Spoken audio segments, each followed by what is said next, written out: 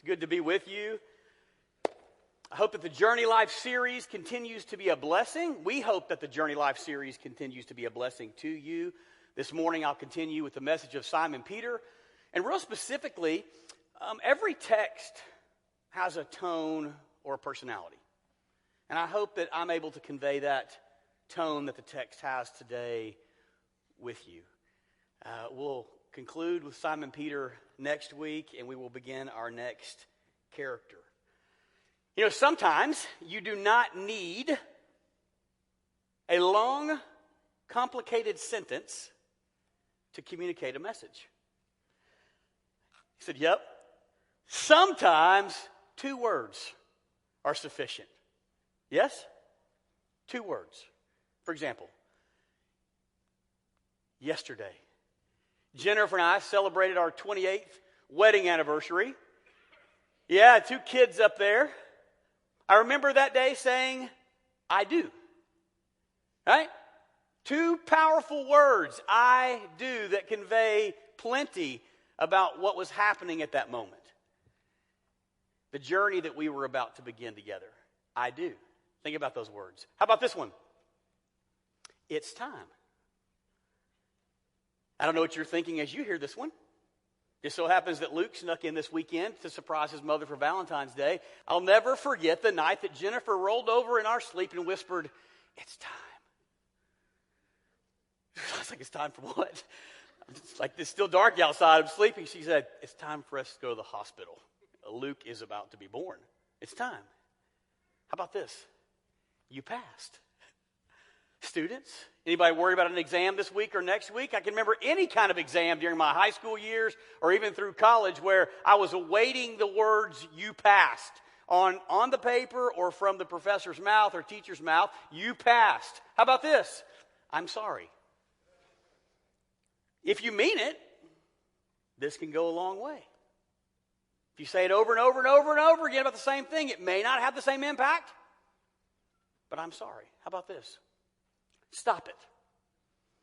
My preaching coach 2 weeks ago, as he was talking about nervous tics that all speakers have. Now, as I reveal this, you may begin to see Blake have them and Leslie have them, Stan, Tony, others of us that get up here. I have a nervous tic when I speak. I don't know if you've ever noticed it before. Jennifer sees it every Sunday. My left hand will often do this. I never know it's happening. I said, Wade, I have a nervous tic.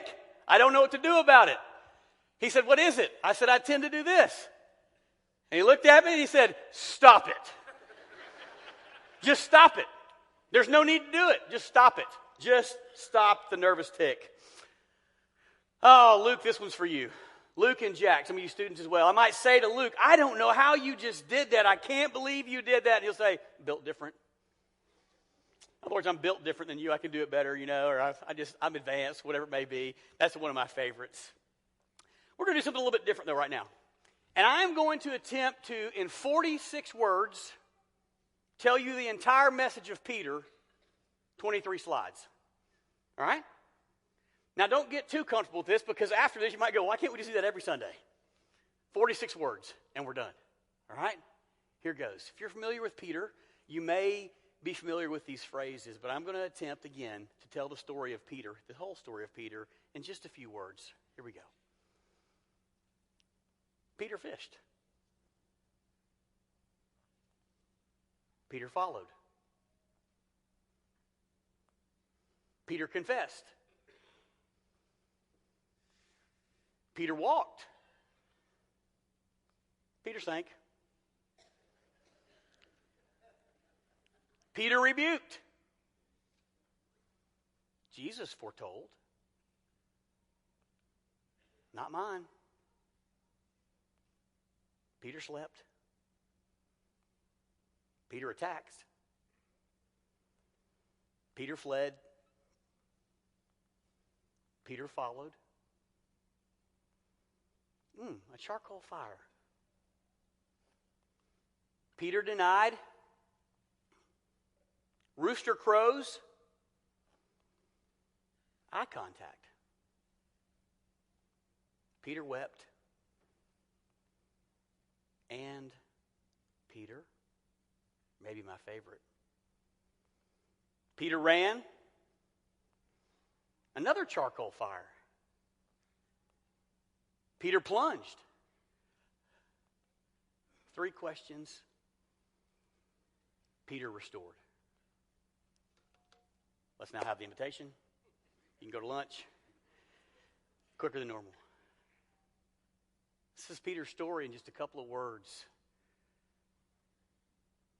But the combination of words are really powerful. And we don't publish these anymore, but if I were to have published it, the title of this sermon today is simply, "And Peter." And I hope that you'll understand why that is so important here in just a few moments. Matthew, Mark, Luke, and John all describe this intense scenario that's taking place, and they all tell it from a little bit different perspective. Judas has agreed to betray Jesus, and the plotting begins.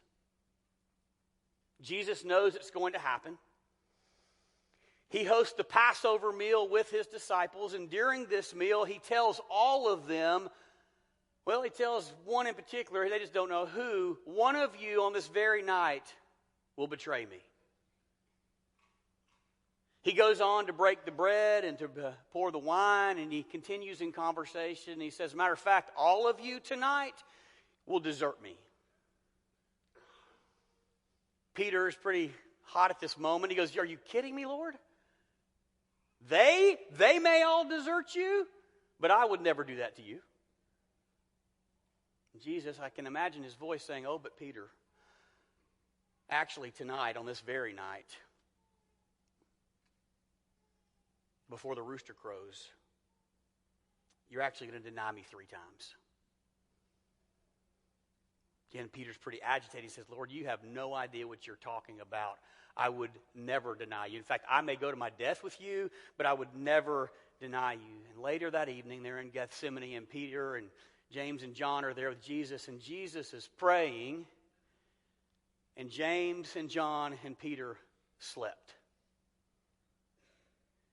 And at some point, Judas walks up with a mob of people, a mob of enraged people with this mob mentality to take down this Jesus. And Judas comes up and kisses Jesus on the face, and the entire arrest process is initiated. Peter attacks, pulls out his sword, cuts off the ear of Malchus. Jesus, being Jesus, picks the ear back up, puts it back on Malchus' head, tells Peter to put his sword away.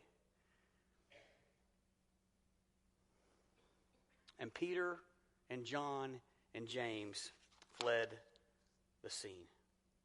Jesus is taken before Caiaphas, the high priest, and Peter is torn.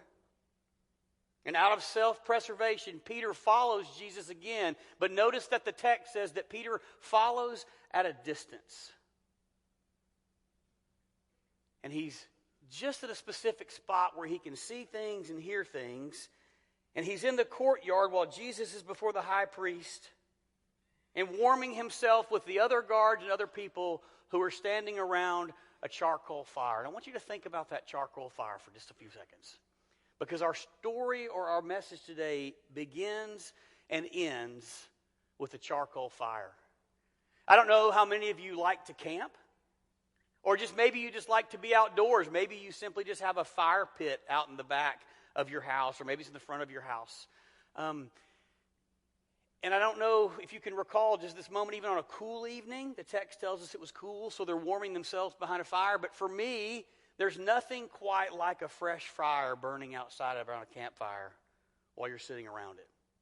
And if you can, just get that smell in your head. Many are ready to kill Jesus. And Peter is moving farther and farther away from Jesus. And at this moment, Matthew 26 provides this interrogation scene. And your eyes dart back and forth. We're going to see that here in just a moment. I don't know about you, but when I'm watching movies or TV shows, I do not like watching interrogation scenes. I don't sit well through them. I don't like watching someone who's vulnerable and tied up and bound, being slapped and beaten and questioned over and over again helplessly. And so that's what Matthew is showing us here. You have two interrogation scenes happening simultaneously. Jesus is being interrogated by the high priest. Peter is trying to avoid interrogation outside the palace. And like I said, it's like your eyes, the way Matthew tells it, it's like your eyes are darting back and forth from one scene to the next. Jesus, the Messiah, is maintaining his composure on the inside of the palace while false testimony just continues to grow against him. And the violence towards Jesus, if you look at the text, is escalating quickly. And Peter, Jesus' disciple, is outside squirming and watching from the outside. Both men are in perilous situations. Both men are interrogated about their identity. Both men are recognized as outsiders. Both men have eyewitnesses, or at least witnesses plotted against them, pitted against them. They're both guilty by association, and they're both subject to fulfilled prophecy. And both men at this moment, as your eyes and my eyes are darting back and forth, are in agony, yet one of them, well, there's a stark contrast, right, between Peter and Jesus. Jesus is the faithful witness who is mocked and abused and spit on and slapped, and in his interrogation, he embraces his identity and he says, I am. Peter denies his identity and says, I am not.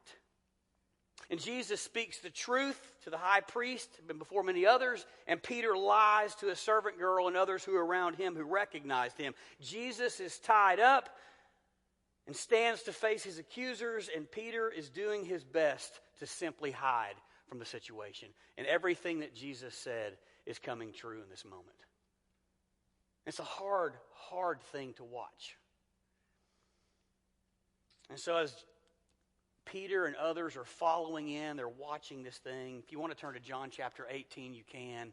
In John chapter 18, 15 through 18, here's the first thing that we see. The girl who was the doorkeeper said to Peter, you're not one of this man's disciples too, are you? And he replied, I'm not. Now the slaves and the guards were standing around a charcoal fire they had made, warming themselves because it was cold. Peter also was standing with them, warming himself. It's the first sign of our charcoal fire. And in John 18 through 19 through 24, everything just continues to intensify with Jesus.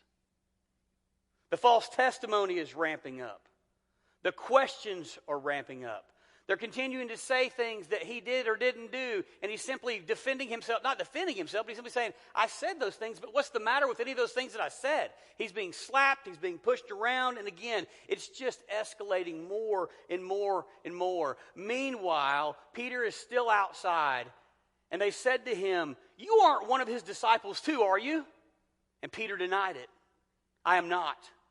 One of the high priest's slaves, a relative of the man whose ear Peter had cut off, said, did I not see you in the orchard with him?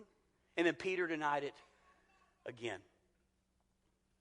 In other words, I don't know what you're talking about. I'm not the person you think that I am. I have no association with that man whatsoever. And the one who said that he would never abandon Jesus, but would go to his death out of loyalty, denies all connection to Jesus and the other disciples. And all of a sudden, a rooster crows. And at that moment, this is the only time we see this, Luke says that Jesus and Peter make eye contact.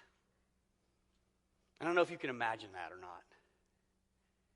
Being that bold to say the things that you said, and you're never going to walk away from Jesus. You'll never deny him for Jesus' sake, but you will. And in the moment it happens, apparently they are close enough. I can't imagine this, that when it happens, in some way, shape, or form, Jesus and Peter exchange a glance. And while Jesus has the spit, the literal spit of other human beings dripping down his face, Peter has his own tears dripping down his face as he wept. It's a hard situation. That's just the beginning, right? But this is around that charcoal fire. And this message does move into something entirely different. And so eventually what does happen, we're not going to get into this today, but the crucifixion takes place, which is a big deal. And the resurrection takes place, which is also a big deal. But we're not going to get into it in detail right now. But we do find this beautiful scene in Mark chapter 16. In fact, Mark 16, 1 through 7. And the women have gathered around Jesus' tomb. They've come back with some spices and they're going to anoint Jesus. And the question that they have is, who's going to roll the stone away for us? And if you know the story, when they get to the tomb, the stone is rolled away. And there's what appears to be a young man there dressed in white. And he says, what are you doing here? The Jesus that you are looking for has risen. He's not here. As a matter of fact, go and tell the disciples and Peter. Go and tell the disciples and Peter. The word and. It's just this basic conjunction. And in Greek, it's just the word kai, if I'm pronouncing it right. But I love how different translations actually translate this. The NIV says, go tell the other disciples and Peter. This text says, go tell the disciples even Peter. The NLT says, go tell the other disciples including Peter. And my favorite is the CJB, go tell the disciples and especially Peter. Why?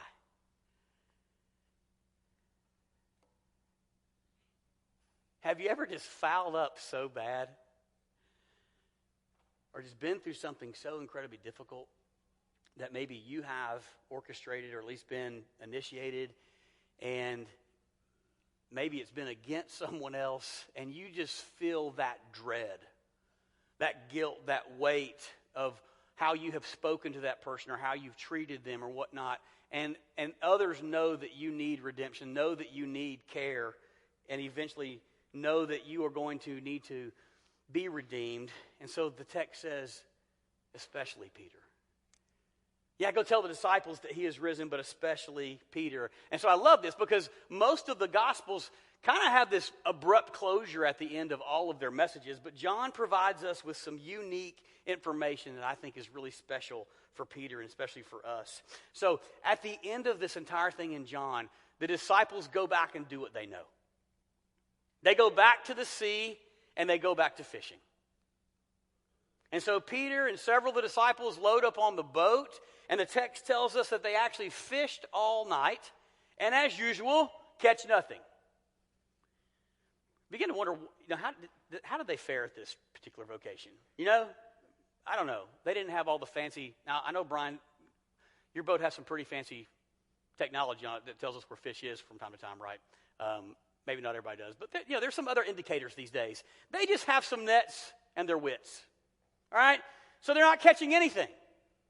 And at dawn, they just happen to see someone standing on the shoreline. And they don't know that it's Jesus. And Jesus, being Jesus, yells out to this boat and he says, "Children, you haven't caught anything, have you?" And they're like, "No, thanks for pointing that out. Appreciate that." So he says, "Cast your nets on the other side and you'll find something there to eat." And so they cast the net and literally cannot almost bring the net back into the boat because the weight of the fish is so extreme. And John, knowing that there's only one person that could do this, looks over at Peter and says, "It's the master," right? That's Jesus. And Peter, being who he is, no hesitation. This is not the first time he's jumped out of a boat, mind you, right? He has no hesitation, and it seems maybe at this moment in time has no shame. And so Peter plunged into the water, and the text tells us that he probably swam about 100 yards as quickly as he could to get to the shoreline. And when they get to the shoreline, he obviously gets there first. The boat comes.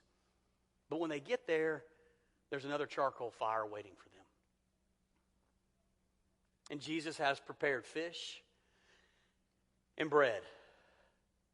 And keep in mind, not too long ago, Peter insisted that he would remain loyal to Jesus. And you can imagine, there's a reason why I asked you about this fire. You can imagine that the smell of fire, the smell of this charcoal fire, would have probably triggered painful memories for Peter. And his mind must have gone back to buried hurt and fear and failure. And he's human, so he's like the rest of us. I don't know if you've ever done this before, but he's likely rehashing over and over and over again in his head a deep and unhealed wound. But I love this because Jesus is going to do what Jesus does, and he's going to meet Peter with love, especially Peter. And it all happens around a charcoal fire. As Peter smelled the fire wafting through the air, Peter's likely maybe still a little bit embarrassed and angry at himself, and nothing would rid him of that memory. But Jesus says, "Come and have breakfast." It's probably one of my favorite scenes in the entire Bible. Jesus just says, "Come and have breakfast." Given everything that's transpired, this is, by the way, not the first time he has visited them since the resurrection, but he says, "Come down, sit down, and have breakfast." And after they finish, it's like the camera zooms in only on Peter and Jesus. And the conversation that follows probably, I don't know if it would surprise you, probably surprised Peter. I don't know why it would, but there's a good chance that it would have surprised him. And the scene between Peter and Jesus right now that we're about to see is probably one of the most spectacular conversations in the entire Bible. Maybe one of the most comforting interactions in the entire Bible. Peter had denied Jesus 3 times, and he is now given the opportunity to reaffirm his commitment 3 times. And Jesus offers nothing but pure encouragement to a friend who's badly in need of it. I don't know where Rod went, but Rod even just said in his communion thoughts, there have been times in his life that someone, a friend, a stranger, simply came up and gave a hug at the right time. Simply came and delivered a meal at the right time, stepped in at the right time. You have probably needed encouragement. You have probably offered encouragement at the right time when you were either so badly in need of it or somebody else was. But Jesus wants to do nothing more than encourage Peter and let him know that his acceptability as a child of God is based on nothing but Jesus' love for him. Does that make sense? He wants him to know that his qualification, if you will, is based on Jesus' love for him, and nothing that Peter has done, nothing that Peter could do would disqualify him from that. You ever felt that way?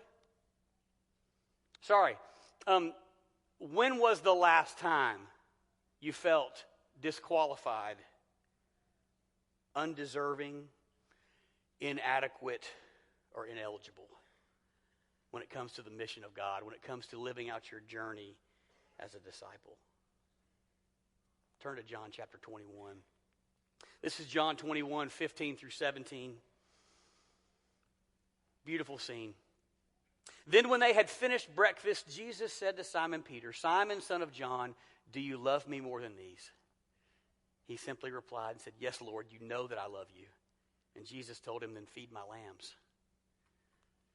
Jesus said a second time, "Simon, son of John, do you love me?" And he replied, "Yes, Lord, you know I love you." And Jesus told him, "Shepherd my sheep."